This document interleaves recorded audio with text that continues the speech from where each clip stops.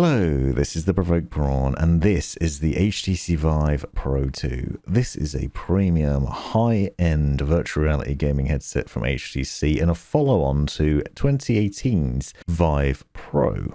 This is a expensive bit of kit, but one with some serious specs under the hood.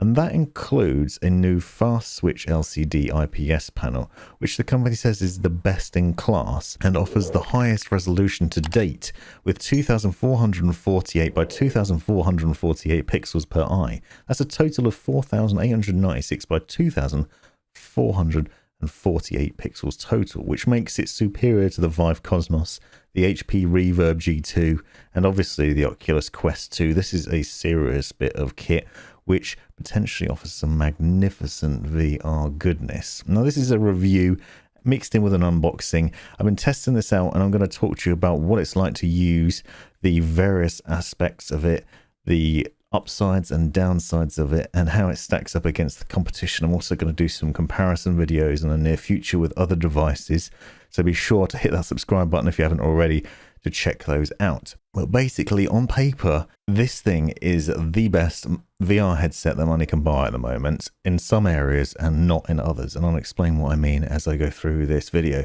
Now, if you're familiar with the HTC lineup already, you'll note some very similar design aesthetics to previous headsets. For example, it looks very, very similar to the original Vive Pro. The main difference that make it stand apart is that that front faceplate is now black instead of blue. So the original one was very blue all over.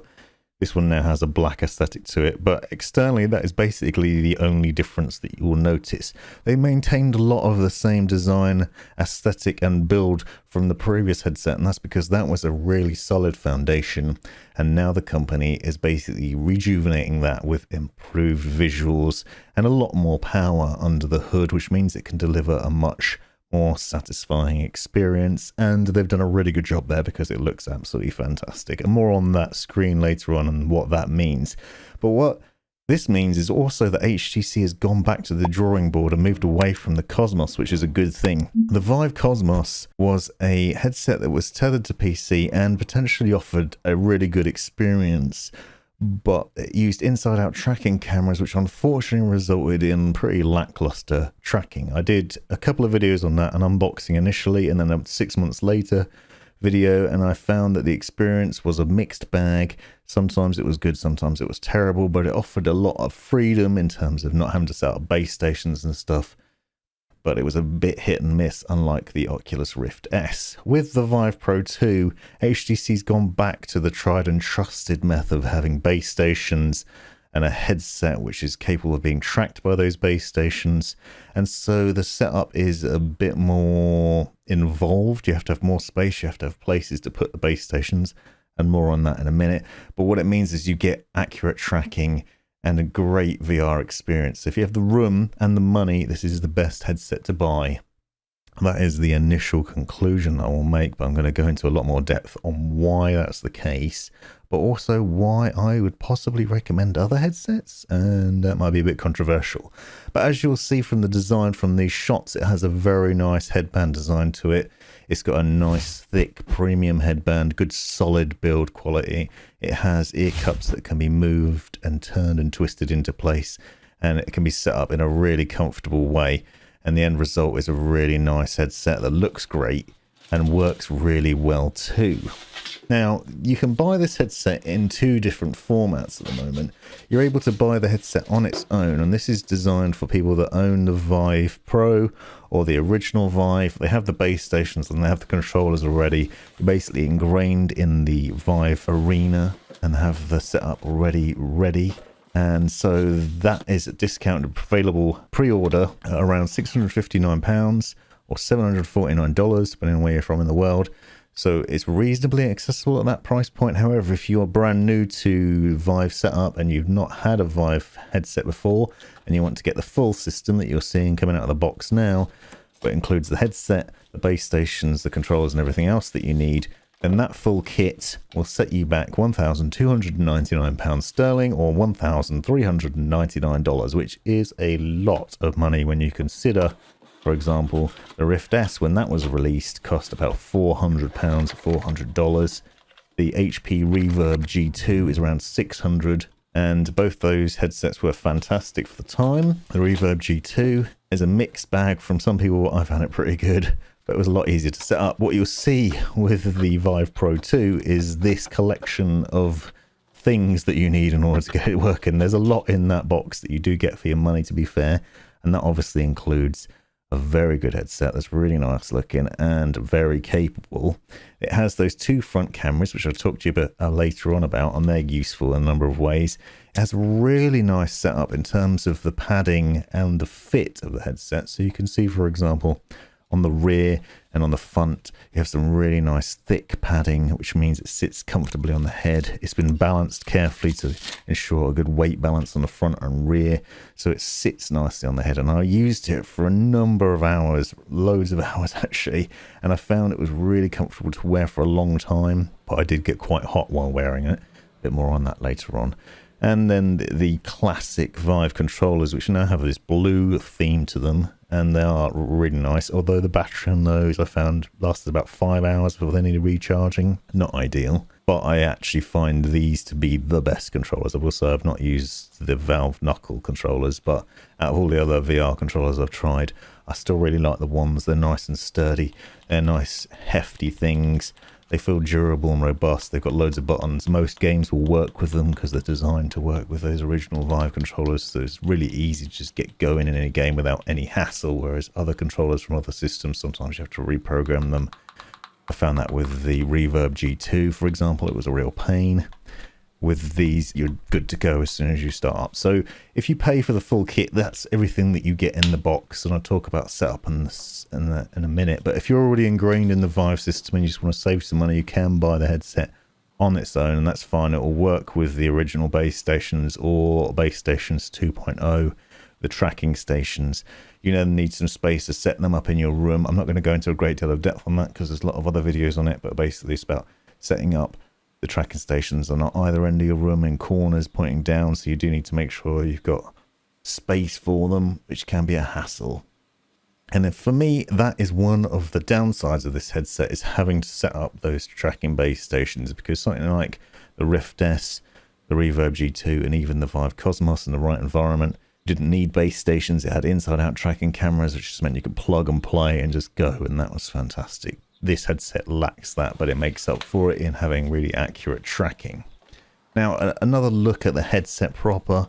You can see that it has some movement in the front. It isn't a flip-up visor as such, but it is easy to get on thanks to the design of that headband. It has this nice solid headband design. Also, you know, the cable runs into the front there, which means that it is really set up nicely to run along the headband and not constantly getting knotted up in it.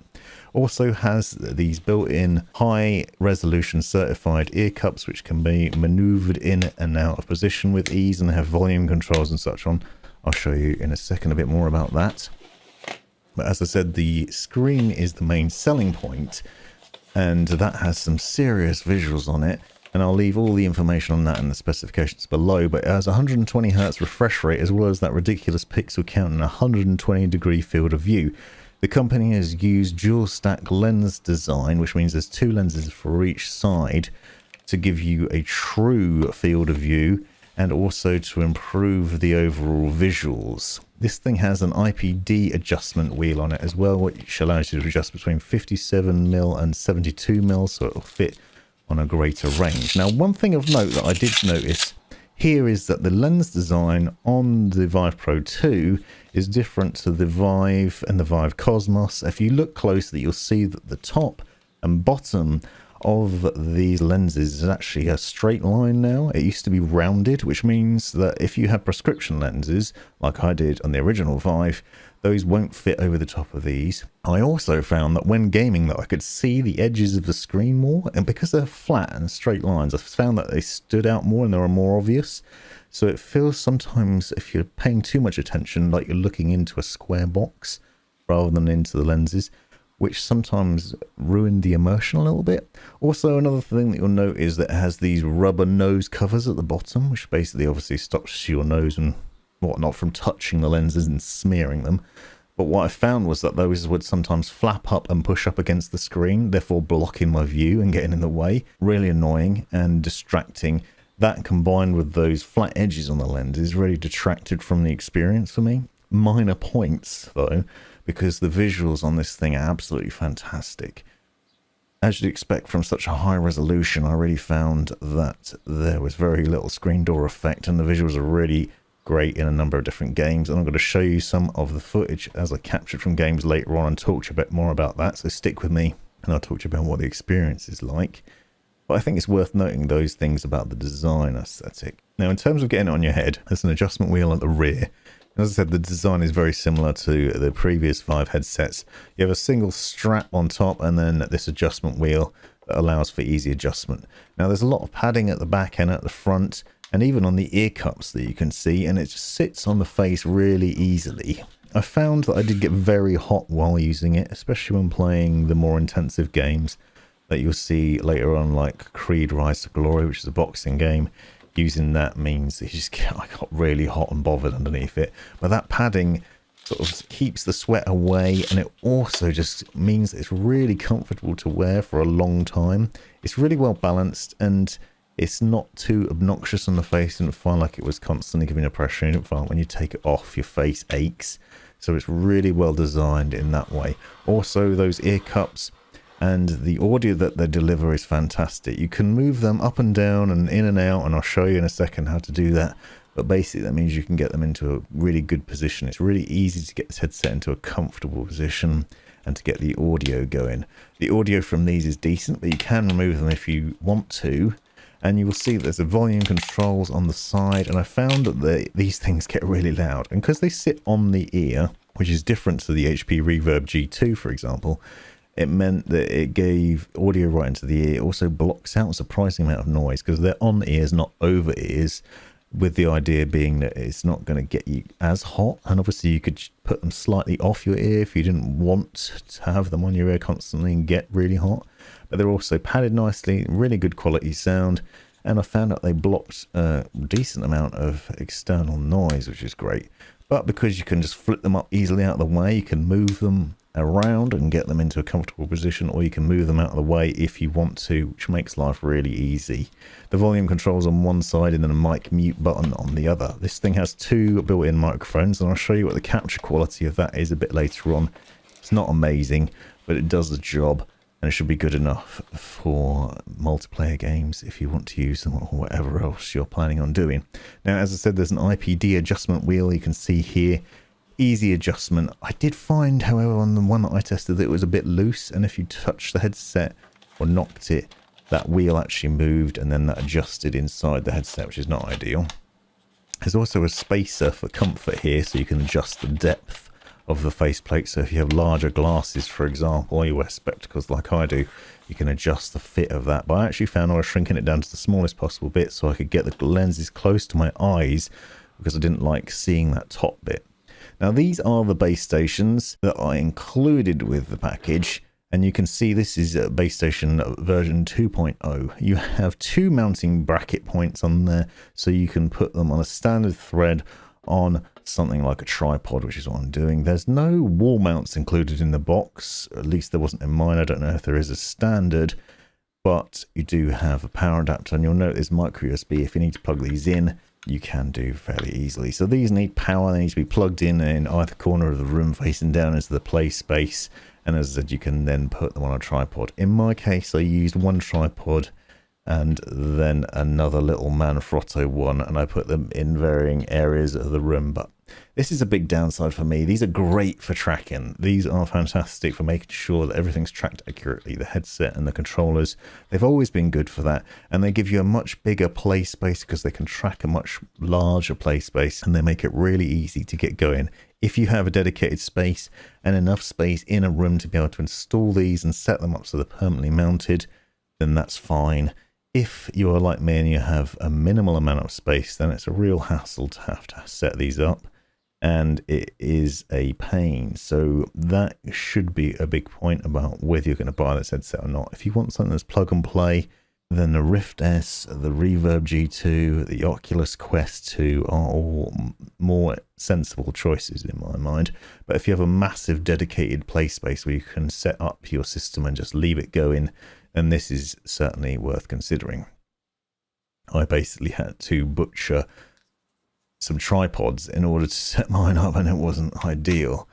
Now, the other thing about this is it sets up with a little control box, a link box, and basically the headset plugs into that, and then you have a DisplayPort connection, a USB connection, and a power connection on the other side. Those plug into your PC. Now, you need a DisplayPort connection on your PC, and you can use a DisplayPort to DisplayPort mini adapter or a DisplayPort to USB-C adapter if you have USB-C output that outputs DisplayPort on your PC, but there's no HDMI connection option. Also, those adapters are not included in the box, which is a real shame because the Rift S, for example, had a DisplayPort to DisplayPort mini adapter in the box. This does not, so you will have to purchase those extra if you need them, if you're using it on a laptop or if you don't have a DisplayPort output as standard on your graphics card. However, what is interesting about this is that it will work in a backwards compatible way. So they've designed this headset with a display stream compression, which is by NVIDIA and AMD, and basically allows you to use this headset on lesser machines. So you will notice, for example, I was saying about the screen resolution, highest that you can buy at the moment, and you obviously need a beefy PC in order to run it at that maximum with 120 Hz refresh rate with the maximum graphics. But actually, minimum specifications aren't really that taxing, and I'll leave them in the description, but basically you can run this thing on a GTX 1060 graphics card, which is really impressive. You won't get those maximum visuals, but you can run it through a DisplayPort 1.2 and with a pretty minimal PC. If you want to make the most of it and maximize those visuals, then you will need a beefier machine with an RTX 2060 or above and a DisplayPort 1.4, and I'm running on an RTX 3090, so I didn't have any problems, but it's worth bearing in mind. But the reason they've done that is that you can basically future-proof yourself, because if you plan on upgrading your graphics card in the next few years, but you want to better use the Vive Pro 2 now, then you can, but you won't get the same experience as you would if you had a full recommended specifications. But it's really interesting that they've done that, because it means that you can play on it and use it, but you can't maximize the experience of it. Now, I played a number of different games on this, and you'll see some samples of that. I played Creed Rise to Glory, Space Pirate Trainer, Half-Life Alyx, Superhot VR, Skyrim VR, LA Noire, the VR case files, Medal of Honor Above and Beyond, Rick and Morty, and some other things that I've forgotten. I basically tried loads of different games, and they all ran really well. They also looked really visually stunning. On the ones that can really push it, like Half-Life Alyx, for example, they look fantastic, and they delivered really good results, and as to be expected from this thing. It's also worth noting that the design of the headset and the face plates blocks out a lot of light from a surrounding environment, which is fantastic. You can see here that I'm playing under a skylight in a pretty well lit area of my house, and I found that despite that, it wasn't letting light in, which meant that I had to use the pass-through cameras and that to reorientate myself and work out where I was in the environment and make sure that I wasn't going to knock over or fall over things. And that is actually a testament to how good that design is, and the weighting of the headset and the fit and the way it looks on the head, because it just blocks out a lot of noise and lets you focus on the game itself and really enjoy it. Now I'm going to show you some footage captured inside the headset and talk about some of the settings and features, and I'm going to use the microphone from the headset itself so you can get an idea of what that's like. Here I am within Creed Rise to Glory, which as you can see, is the menu system. You can see my gloves. But more importantly, what I want to be able to show is the controls. So if I triple click on here, you can see the surrounding environment with like a pass-through camera, and it shows you the room around me. So there's a chair over there, Hoover down here, there's my feet. You can get an idea of where the environment is and see roughly where the controls are tracking. But what you can also do is if you click on it, a single press, you can see a camera view on the controller itself. And that allows you to then see around the room. And you can access that via the menu settings. So within the settings on here, you'll see there's a section for a camera, and then you can enable room view turn that on, and then you can show camera on the controller and other various settings. It's very handy because that then gives you a really easy way to quickly see your environment. Triple click, turn that sort of pass-through camera off, but you can use the front-facing cameras to get a good view of the environment, and you can do it on either controller, so you can do it on the left one as well. Let's see how that works. So that's that. The other thing I really like about this is that you can go into your desktops, and I've got two screens set up at the moment. So on screen 2 is my OBS recording, what I'm recording with now, and then screen 1 is a live view of what you're seeing, what I'm recording from, which is basically that. But you can access all the normal things on here. So for example, if I want to open Steam, I can do it from there, and you can bring up Spotify, for example. I can see Spotify now, minimize that. Really easy access, and you can get access to the library and launch other games from here, so it's really good to launch loads of things with ease. But now I'm going to dive in and play the game. Now, I played a lot of different games, as I said earlier on, and I wanted to test out what they were like and how they performed, both in terms of what they looked like and what it felt to play. Obviously, tracking is a very important part of this, and one of the big selling points of the Vive Pro 2, so I wanted to play some pretty intense, fast-paced games and see how they stood up. So I played Creed Rise to Glory, which is a boxing game, so obviously tracking your hands is really important. Really fast movements of both the hands and the head, and I found that it was striking and everything was tracking as it sort of didn't have anything frustration with it. Another thing about this is the design of the headset. It sits nicely and it's really tight on your head. You will have seen earlier on the shots with when I was putting it on that isn't just going to fly off, which is fantastic. Then I pushed it into Half-Life Alyx, which is probably one of the better looking VR games that you can get at the moment, and certainly a very nice game indeed, and it looks absolutely amazing on this headset.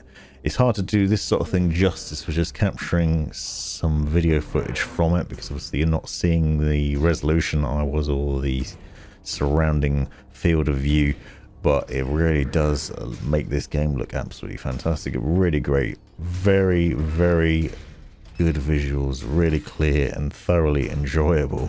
The other thing is you can obviously dive into a wealth of different games, and so I went in and I played a bit of Skyrim VR. I'd forgotten how wonderful this is. If you've not played it, it's well worth checking out. It's basically Skyrim but just reimagined in virtual reality, and there's a lot to be said for shooting flames out of your hand or hacking up baddies with an axe in the other hand. It might look a bit dated, but it ran really well. It's a lot of fun. Another one I did was Super Hot VR, which is an absolute solid favourite of mine. Really good fun. Basically about time dilation. The game moves when you move, but it requires, again, accurate movement and tracking, so it was a really good way to test out and see how the headset worked in this environment. You can see one of the base stations behind me. I don't have them in the perfect position, and yet it's still tracked really well. I've got quite a limited play space, but I was able to game away quite happily in this area without any problems, and so really nice results from that, and it's all sorts of fun to be had. The next one I did was diving into Medal of Honor Above and Beyond, which is another fun shooter, which is basically going back to World War II in Medal of Honor and VR, and that has been a lot of fun as well. So the overall conclusion is that this headset is really fantastic. Now, I have mixed feelings about it, I'll be honest. It is very much a high-end virtual reality device. It is certainly one of the best VR headsets the money can buy at the moment. However, it does come with a hefty price tag because of that. If you don't already own a Vive with the base stations and the controllers, you're looking at paying nearly $1,500 for this setup. You then have the hassle of having the base stations, which you have to deal with, which is a downer when you consider other headsets that are available with inside-out tracking, and that makes those a lot more flexible. However, it does deliver the best experience. It is certainly the best headset that I've tried in a while, and I have tested out a great deal of different headsets over the last few years, so I will say it is certainly well worth considering if you want the very best in terms of sound, visuals, comfort, and just overall experience. This has been the Provoked Prawn. Let me know in the comments if you've got any questions. Be sure to check out my other videos in the near future on this and other headsets. And thanks for watching. This has been the Provoked Prawn. Hope you found this video useful, interesting, hilarious, or otherwise. Take a look at these other videos that I think you might find interesting as well. And have a look at the description for links and other information you might find useful. Click that join button to see the benefits of being a member of my YouTube channel. And most importantly, have a great life.